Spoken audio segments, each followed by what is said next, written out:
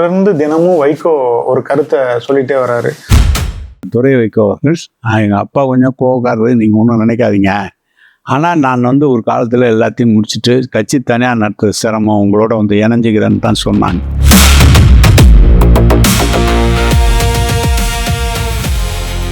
அவங்ககிட்ட ஒரு எம்பி, அங்கே டிவிக்கு ஒரு எம்பி. துரோகம், பச்சை துரோகம். அது காங்கிரஸுக்கே கை வந்த கலை. நடந்து முடிஞ்ச தேர்தலில் இந்த மாதிரியான ஒரு ரிசல்ட் வரும் நீங்க எதிர்பார்த்தீங்களா சார்? அவங்க நம்மளை ஒட்டி வருவாங்கன்னு நினைச்சா. இன்ஸ்டாகிராமினுடைய செயல்பாடு தான் நமக்கான ஒரு தோல்விக்கு காரணமா இருக்குன்னு நினைக்கிறீங்களா? 60 நாள்ல நாங்க லஞ்சத்தெல்லாம் ஒழிச்சிட்டோம்னு சொல்லி மாறு தட்டுறாங்களே. வாக்களித்தவர்களுக்கு ஒரு ஏமாற்றுகிற ஒரு 40 நாள் 50 நாட்களுக்குள்ளாகவே ஒரு ஏமாற்றுகிற இடமாக தான் இருக்கிறதே தவிர வேறொன்றும் சொல்வதற்கு இல்லை.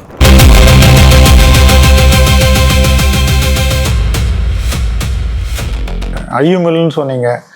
ஐஎம்எல்ல இருந்து தலைவர் சொல்றாரு, அவர் போறது மாதிரி இல்லை. அவர் எனக்கு கேள்விப்பட்ட எந்த அளவுக்கு உண்மை இல்லை. நாங்கள்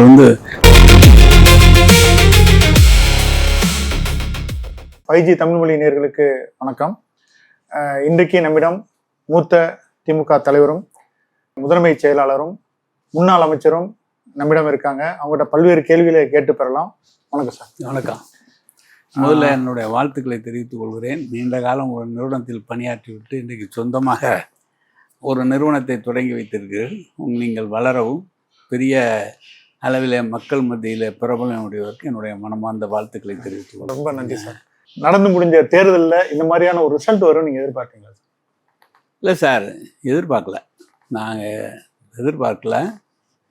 அவங்க நம்மளை ஒட்டி வருவாங்கன்னு நினச்சா இவ்வளோ இடம் அவங்க ஜெயிப்பாங்கன்னு, வெற்றி பெறுவார்கள்னு எதிர்பார்க்கவில்லை. அது ஒரு மிராக்கள் தான். அவர்கள் நம்மளை பற்றி சொன்ன எந்த ஒரு விமர்சனத்துக்குமே நம்ம பதில் சொல்லவே இல்லை. அது ஒரு பெரிய மைனஸ் பாயிண்ட் அந்த தேர்தலில் இருந்திருக்குமா? விமர்சனங்கள் மைனஸ் பாயிண்ட்னு இல்லை, அது ஒரு பதில் சொல்லக்கூடிய அளவிற்கு இல்லை என்கிற அளவிற்கு இருக்குமே தவிர பதில் சொல்லக்கூடாதோ பதில் சொல்ல வேண்டியதில்லை என்றெல்லாம் அர்த்தம் இல்லை. அவர் ஒன்றும் அதிகமாக இல்லை, 3 நாள் கூட்டம் தான் எனக்கு பேசியிருக்கார். அவர் பேசினார். பதில் சொல்லியிருந்தால் கொஞ்சம் நல்லா இருக்கும். திமுகவை பொறுத்தவரையில் தமிழகம் முழுவதும் கேடர்ஸ்னுடைய ஒர்க்கு அந்த அளவுக்கு ஒர்க் பண்ணாங்க.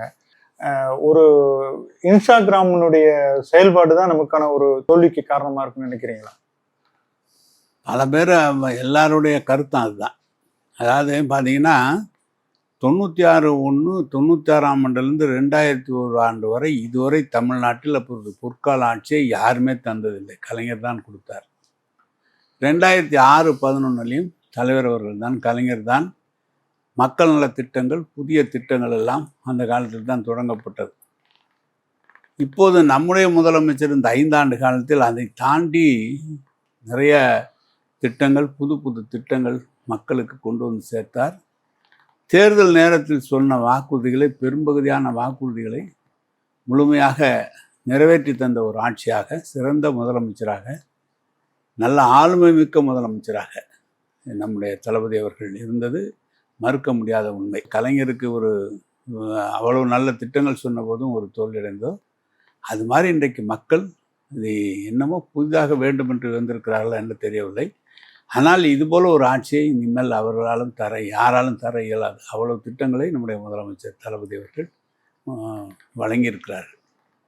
எனவே மக்களுடைய எண்ண ஓட்டங்கள் எப்படி, ஒருவேளை இதை விட அதிகமாக எதிர்பார்க்கிறார்களோ என்ன என்று தெரியவில்லை.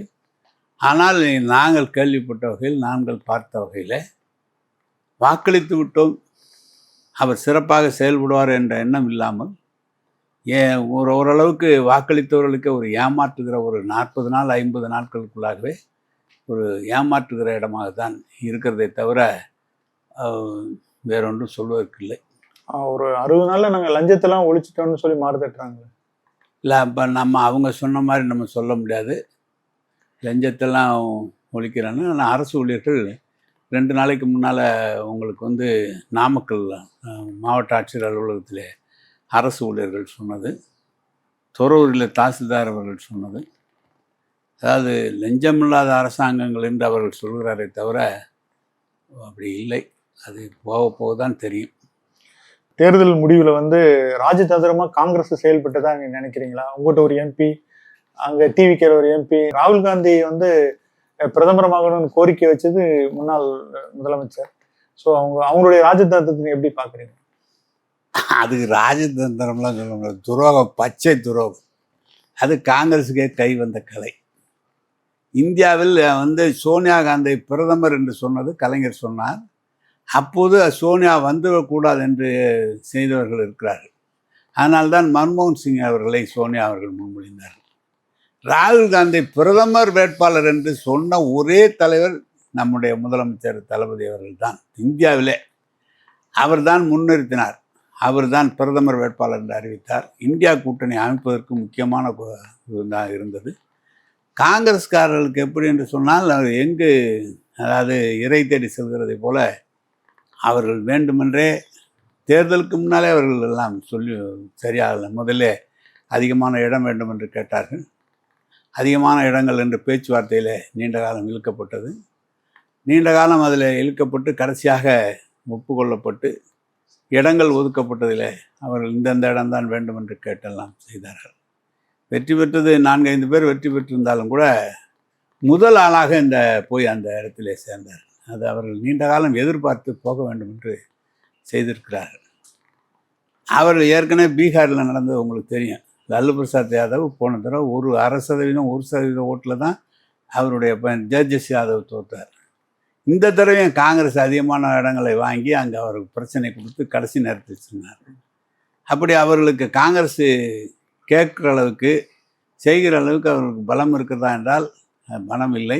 ஆனால் அவர்கள் தங்கள் ஒரு பெரிய 100 ஆண்டு காலம் ஆன கட்சி அல்லவா, அதனால் பெரியதாக நினைக்கிறார்கள். அது அவர்கள் நமக்கு செஞ்சது பச்சை துரோகத்திலையும் துரோகம், பச்சை துரோகம். திமுகக்குள்ளேயே ஒரு ஒரு கருத்து நிலவிட்டு இருக்கு. கூட்டணி இல்லாமல் தனித்து களம் இறங்கணும் தேர்தலில் அப்படிங்கிற ஒரு, அது எந்த அளவுக்கு சாத்தியம்? இல்லை, தலைவர் வந்து அது வந்து கழக தலைவர்கள் இருக்கிற முடிவு, அந்தந்த சந்தர்ப்ப சூழ்நிலையை பொறுத்து. நீங்கள் பார்த்தீங்கன்னா வந்து 77 காங்கிரஸ் கூட்டணியோட போனாங்க. 77 தனித்தனியாக நின்னாங்க. எம்ஜிஆர் 80 காங்கிரஸ் கூட்டணி நம்மளோட இருந்தாங்க பார்லிமெண்ட்டில். சட்டமன்றத்தில் பிரச்சனை இதே மாதிரி 100 இடம்னு சொன்னாங்க. அப்புறம் 84 இந்திரா காந்தி இறந்ததுனால அவர் எம்ஜிஆர் நோய் 89 வரும்போது தனித்தனியாக நின்னோம். மார்க்சிஸ்ட் நம்மளோட இருந்தாங்க, கம்யூனிஸ்ட் கூட இல்லை இருந்தாங்க. 89 ஆட்சிக்கு வந்துட்டோம். 96 வந்து மிகப்பெரிய நம்ம மூப்பனார் வந்தார், ஆட்சிக்கு வந்துட்டோம். அப்படி 2001 மறுபடியும் அதே கூட்டணி கொஞ்சம் மூப்பனார்லாம் போயிட்டாங்க, அது இல்லை. இப்போ வந்து 86ஆம் ஆண்டு யாருமே கூட்டணியில் இல்லை. 1986 திமுக தனித்து தான் நின்னது. உள்ளாட்சியில் நிற்கிற போது 50% மேலாக அப்போது இந்திராங்கரசும் அதிமுக கூட்டணியிலிருந்து பலம் வாய்ந்த கூட்டணியை முறியடித்து தனியாக அன்றைக்கு 86 ஜெயிச்சது. 89 அப்படி தான் ஜெயித்தான் தனிப்பட்ட முறையில். ஜானகனி ஜெயலலிதா பிரிஞ்சு நின்னாங்க, நம்ம தனிச்சா நின்னோம். அப்படி ஒரு நிலை வரும்போது கூட்டணி தான் என்றல்ல, திமுக முதல்வர் முடிவெடுப்பார். எந்த தேர்தலும் சந்திப்பதற்கு திமுக சரியாக இருக்கும், எப்படியும் சந்திப்பதற்கு திமுக சரியாக இருக்கும். இப்போ தொடர்ந்து தினமும் வைகோ ஒரு கருத்தை சொல்லிட்டே வர்றாரு. நீங்க அவரை வந்து உதயசூரியன் சின்னத்துல போட்டியிட அழுத்தம் கொடுத்தாங்க அப்படின்னு சொல்றாரு. நீங்க அழுத்தம் கொடுத்தீங்களா? அவங்க தொடர்ந்து அந்த அளவுக்கு சொல்லக்கூடிய அளவுக்கு அழுத்தம் கொடுத்தீங்களா? சார், வைகோவை பற்றி நான் சொல்லணும். முத இந்த கட்சி திமுகவில் வந்து யாரை எதிர்த்து கட்சி ஆரம்பித்தாரோ அவருடைய வந்து சேர்ந்தார். இவரும் பெருந்தன்மையாக அவரை கூப்பிட்டு சொன்னார், தம்பி நீங்கள் ஒன்றும் எனக்கு வயசாகிட்டுது, நான் வந்து கொஞ்ச நாளில் நான் ஒப்படைச்சிட்டு நான் போகிறேன், ஊர் விவசாயம் பார்க்க போகிறேன்னு சொன்னார் அவர்.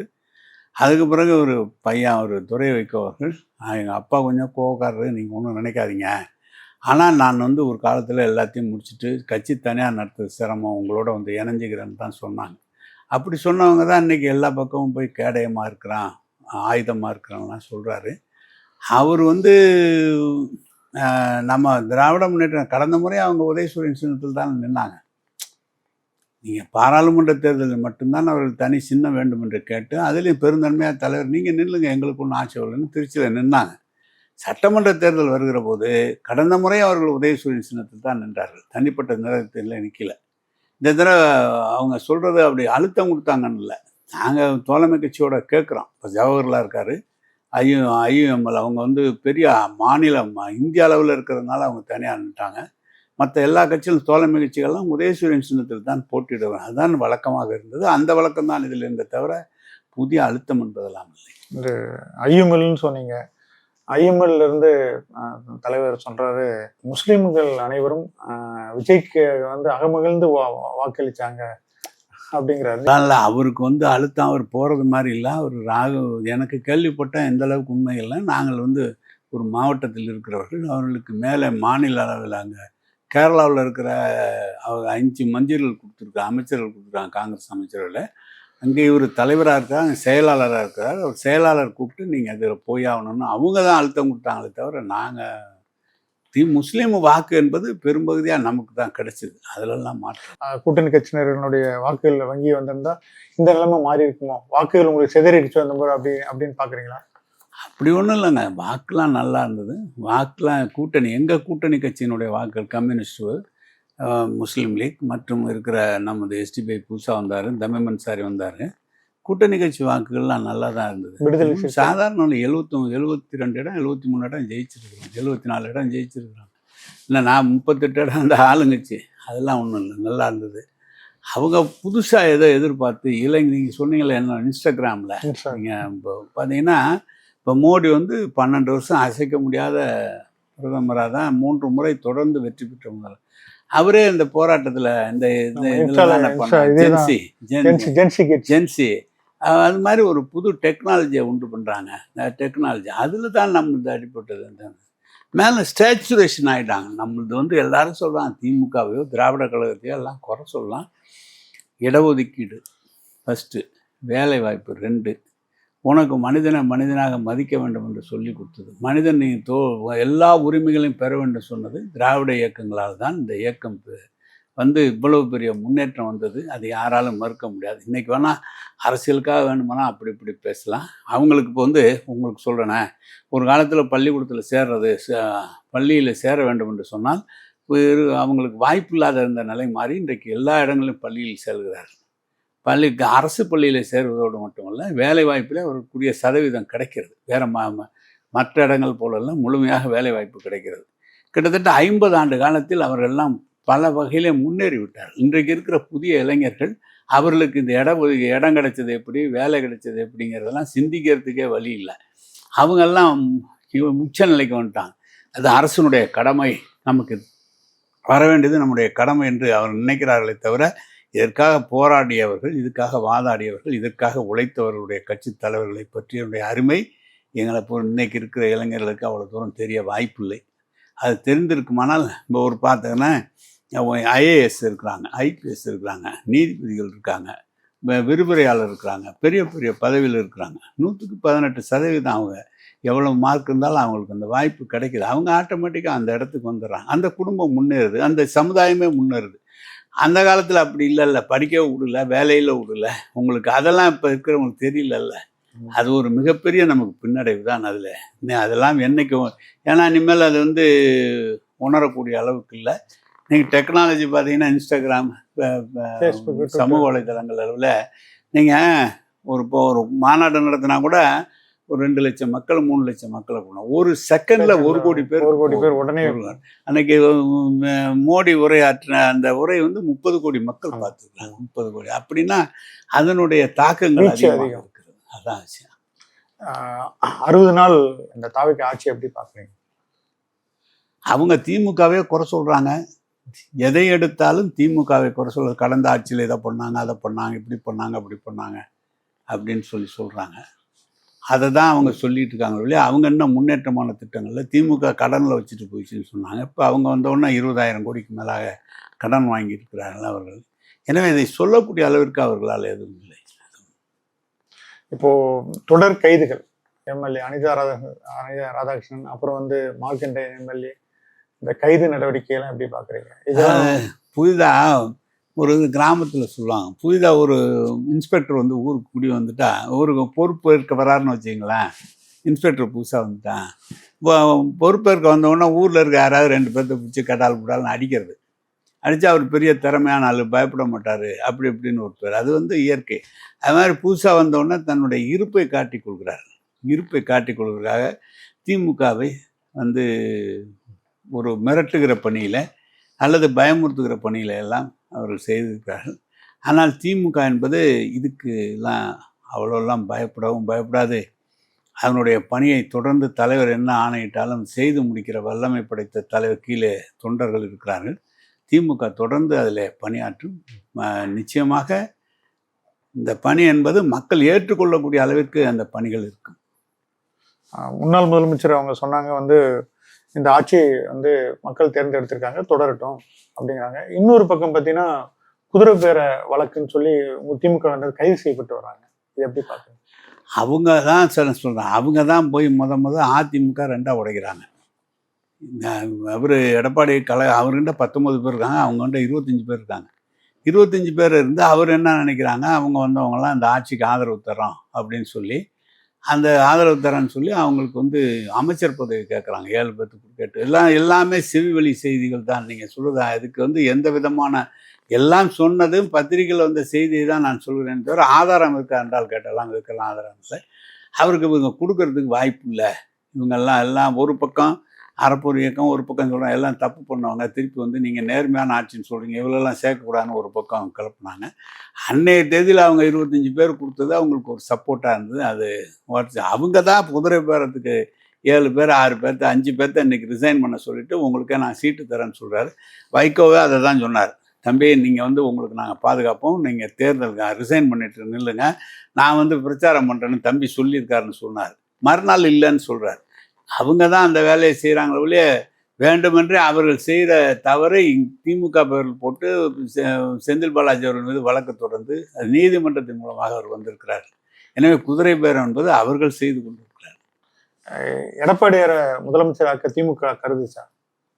அப்படிலாம் ஒன்றும் இல்லைங்க, வெளியில் பேசுகிறாங்க, எனக்கு தெரியாது, அதெல்லாம் எனக்கு தெரியாதுங்க. அந்த என்னெல்லாம் எங்கள்கிட்ட அதெல்லாம் தெரியாது. நிர்மல்குமார் வந்து பேசிக்கிட்டு இருக்கார் தொடர்ந்து, முன்னாள் முதலமைச்சருக்கு வந்து ரெஸ்ட் எடுக்கட்டும், அவருக்கு மேகதாதை பற்றி தெரியாது அப்படின்னு பல்வேறு புகார்களை தொடர்ந்து அடுக்கிட்டு இருக்காரு. நிர்மல்குமாரை பற்றி உங்களுக்கு நன்றாக தெரியும். மாற்றம் முன்னேற்றம் என்று போனவர், அன்புமணியோடு இருந்தவர். பிறகு இப்போது இவரோடு வந்து பணியாற்றி கொண்டிருக்கிறார். நம்ம தளபதியை பொறுத்தளவு, திமுகவை பொறுத்தளவு முதல் அமைச்சர் கலைஞர் முதல்வராக வருவதற்கு முன்பு பார்த்தது பொதுப்பணித்துறை. இந்த பொதுப்பணித்துறையில் அவருக்கு தெரியாத காவிரி, அதுவும் பிறந்ததே காவிரி பகுதி, திருவாரூர் திருக்கோளை என்ற காரணத்தால் காவிரியினுடைய பிரச்சனை மொத்தமாக அறிந்தவர். அவருடைய மகன் 40 ஆண்டு காலம் தொடர்ந்து சட்டமன்ற உறுப்பினராக, மேயராக, அரசியலிலே சட்டமன்ற உறுப்பினராக மட்டுமல்ல துணை முதலமைச்சராக அந்த அனைத்தையும் பார்த்தவர். கிட்டத்தட்ட 10 ஆண்டு காலம் 15 ஆண்டு காலம் அதில் பெரிய அனுபவம் பெற்றவர். மேகதாதுவை பற்றியோ, காவிரி நீர் பிரச்சனையை பற்றியோ, நமக்கு நடுவர் மன்ற தீர்ப்பை பற்றியோ, நமக்கு எவ்வளவு தண்ணீர் கொடுக்க வேண்டும் என்பதை பற்றியெல்லாம் முழுமையாக அறிந்தவர் தான் தளபதி அவர்கள். எனவே அவர் சொல்கிறதை போல இவருக்கு ஒன்றும் தெரியாது என்றெல்லாம் இல்லை, அவருக்கு எல்லாம் தெரியும். அவருக்கு இந்த மேகதாது பிரச்சனை இப்போ இவர்கள் போகும்போது ஒரு சில பேர் ஒரு நேராக போய் சந்திக்கிறதே தப்புன்னு விவசாயிகள் சொல்லியிருக்காங்க. அவங்களுக்கு தான் தெரியலையே தவிர காவிரி பிரச்சனையை பற்றி 60 நாட்களுக்குள்ளாக அவர் எப்படி தெரிந்து கொள்ள முடியும்? அங்கேயே பிறந்து வளர்ந்து ஆட்சியிலே 40 ஆண்டு காலம், 27 ஆண்டு காலம் 29 ஆண்டு காலம் ஆட்சியில் இருந்த திமுகவுக்கு தெரியாது, நேற்று வந்தவர்களுக்கு எப்படி தெரியும்? அதெல்லாம் முழுமையாக தெரிந்து அதற்காக பாடுபடுகிற இயக்கம்தான் திமுக. அதிமுகவினுடைய தொடர்ந்து கட்சி பல்வேறு கோணங்கள்ல பாதிக்கப்பட்டு இப்போ கட்சியில இருக்க உறுப்பினர்லாம் போயிட்டு தாவக்கையில தொடர்ந்து ஞாயிற்றுக்கிழமை போய் சனிக்கிழமை தொடர்ந்து போய் சேர்த்துட்டு இருக்காங்க. இது எப்படி திமுக பாக்குது? இல்ல, அது வந்து நீங்க அவங்க வந்து கடம்பூர் ராஜ் சொல்லியிருக்காரு, யாரும் வராதிங்க, இங்கே போன அளவுக்கு வரவேற்புலாம் இல்லை அப்படின்னு சொல்லி அவர் சொல்லிட்டார். கடம்பூர் ராஜ் சொல்லியிருக்காரு. ஆரம்பத்தில் அது ஒரு முகத்தில் எல்லாரும் அப்படியே போனாங்க. இப்போ யாரும் போகலையே, இப்போ யாரும் இல்லையே, போகல. இந்த ஒரு 3-4 வாரம் அதை தொடர்ந்து பண்ணிட்டு இருந்தாங்க. அதுக்கப்புறம் இப்போ யாரும் போகல. இப்போ வருத்தத்தில் நான் பேர் சொல்ல விரும்பல, எடப்பாடியோடு இருக்கிற கருத்து வேற்றுமையில் இருக்கிற ஒரு சில பேர் கூட அங்கே செல்லாமல் அப்படியே தானே இருக்கிறாங்க. ஏன்னா ஏற்கனவே போனவங்களுக்கு அங்கே சரியாக வாய்ப்பு இல்லைங்கிறது சொல்லி அப்படி தானே இருக்கிறாங்க. இது அவர்களுடைய கட்சி, நாம் அதில் கருத்து சொல்வது சரியா? இடைத்தேர்தலுக்கு தயாராகிட்டு வரீங்களா சார்? நீங்கள் ஒரு கேள்வி, அந்த இடைத்தேர்தல் திமுக எப்போதும் தேர்தலை சந்திக்க பயப்பட்டதும் கிடையாது. மக்களுடைய தீர்ப்பை வெற்றி என்றாலும் வெற்றி வாய்ப்பு இல்லை என்றாலும் ஏற்றுக்கொள்ளக்கூடிய மனப்பக்குவம் உள்ள திமுக. களத்தில் ஜனநாயக கடமை ஆற்றுவதிலே திமுக அது தயங்கவே தயங்காது. நீங்கள் பார்த்தீங்கன்னா ஜெயலலிதா கூட 2-3 இடைத்தேர்தலில் நிற்கலை. நாங்கள் அது மாதிரி திமுகவும் சில 2-3 தேர்தலில் நிற்கலைன்னு சொன்னாங்க. காரணம் என்னன்னா, ஆளுங்கட்சியினுடைய அதிகப்படியான அழுத்தம் அவங்க இந்த மாதிரி பண்ணுறாங்கன்னு சொல்லி. அதனால் பொதுப்படையான எல்லா தேர்தலையும் திமுக எதுக்கும் போட்டியிடுவதில் தயங்காது, நிச்சயம் போட்டிடும். இது ஒரு தொண்டனுடைய கருத்து. கழக தலைவர் அவர்கள் என்ன முடிவு செய்கிறார்கள் என்பது தொடர்ந்து முடிவு செய்வார். ஆனால் திமுக என்பது தொடர்ந்து போட்டியிடும், அதில் தேர்தலை சந்திக்கும், ஜனநாயக கடமை நிச்சயமாக ஆற்றும். அதில் 2 கேள்வி பிரதான கேள்வியா இருக்கு. முன்னாள் முதல்வர் எதுவும் திருச்சி கிழக்குல களம் இறங்க வாய்ப்பு உள்ளதா? இல்லை, அப்படிலாம் அவரே சொன்னார். அதுக்கான காலம் வரவில்லை, நான் பேசவில்லை என்று சொன்னார். அதெல்லாம் இன்னொரு பேச்சும் தொடர்ந்து அடிபட்டே இருக்கு.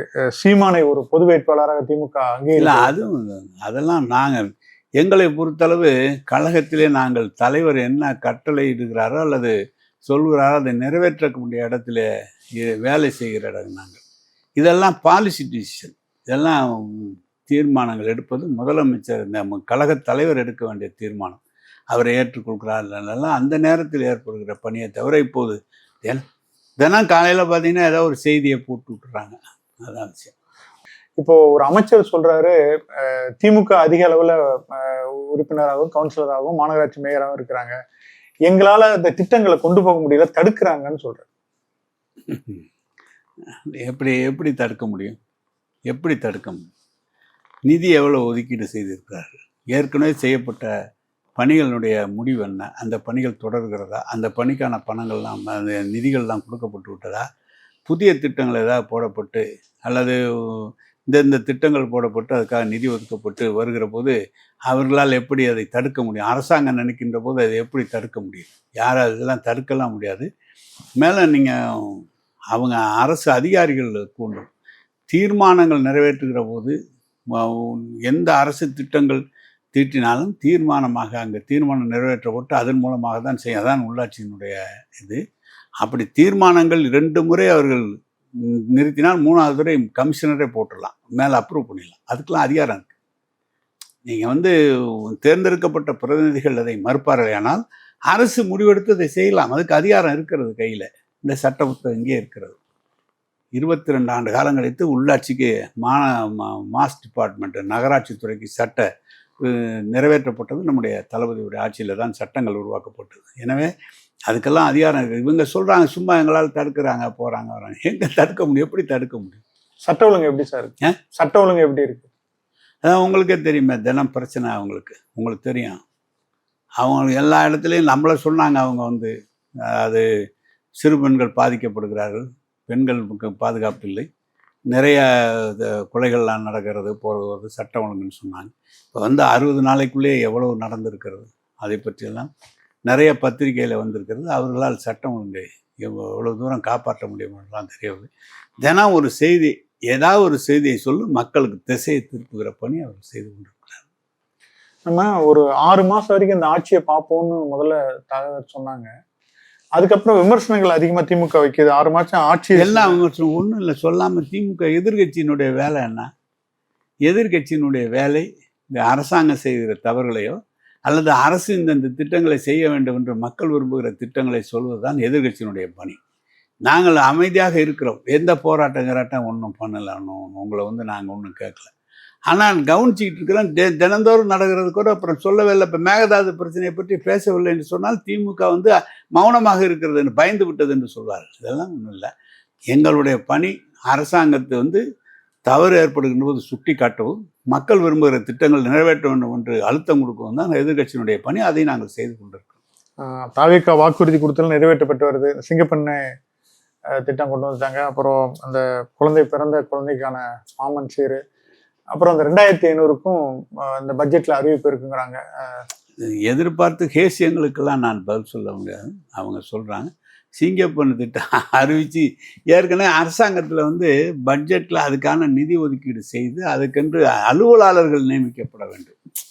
இருக்கிற அலுவலாளர்களே இடம் மாற்றி அல்லது ட்ரெஸ் மாற்றி போடுறது சிங்கப்பெண்கள் ஒரு திட்டங்கள் நிறைவேற்றப்படுகிறதோ அதுக்கென்று அலுவலகம், அதுக்கென்று அலுவலாளர்கள், அதுக்கு அலுவலாளர்கள் நியமிப்பதற்குரிய புதிதாக தேர்ந்தெடுக்கப்பட வேண்டும். இப்போ வந்து உதாரணத்துக்கு 10,000 போலீஸ் ஒரு வருஷம் எடுக்கிறோம்னா அதுக்குன்னு தனியாக போலீஸ் இந்த வேலை இதுக்கு நீங்கள் பாருங்கள் கூடுதலாக எடுக்கணும். அது எடுத்தால் தான் திட்டம் புதிதாக நிறைவேற்ற இருக்கிற போலீஸே போட்டு சிங்கப்பெண் திட்டம் நான் சொல்கிறது எப்படி சரியாக வரும்? உள்ளாட்சி தேர்தலில் காத்திருந்து பாருங்கள்னு சொல்லி ஆதவ அர்ஜுனா எல்லாம் சவால் விடுறாங்க. சார் உங்களுக்கு தெரியும் எம்ஜிஆர் எவ்வளோ பவராக இருந்தார். இந்திரா காங்கிரஸும் எம்ஜிஆரும் சேர்ந்தா 77, 80, 84 வரைக்கும் அவங்க 3 பேரும் சேர்ந்து தான் ஜெயிச்சாங்க. நடுப்புற 80 தவிர 2 கட்சிகளுமே பெரிய வாக்கு கட்சிகளான. ஆனால் 86 நடந்த உள்ளாட்சி தேர்தலில் 12,000க்கு மேற்பட்ட பஞ்சாயத்துகளும் சரி, 380 ஊராட்சி ஒன்றியங்களிலும் சரி, நகராட்சிகள் அன்றைக்கு இருந்த அளவில் 80-90 நகராட்சிகளும், பேரூராட்சிகளில் 400 பேரூராட்சிகளும், ஒன்றியங்களிலும் பெரும்பகுதியான இடங்கள் காங்கிரஸ் அதிமுக பெற்ற இடங்களை காட்டிலும் தனித்து திமுக வெற்றி பெற்றது. நாங்களாம் அதில் தான் வந்தோம். எனவே மக்கள் உள்ளாட்சி என்பது பார்த்தீங்கன்னா ஊரில் ஒரு கட்சியை தாண்டி இப்போ ஊராட்சி மன்ற தலைவருக்கு சின்னம் கிடையாது.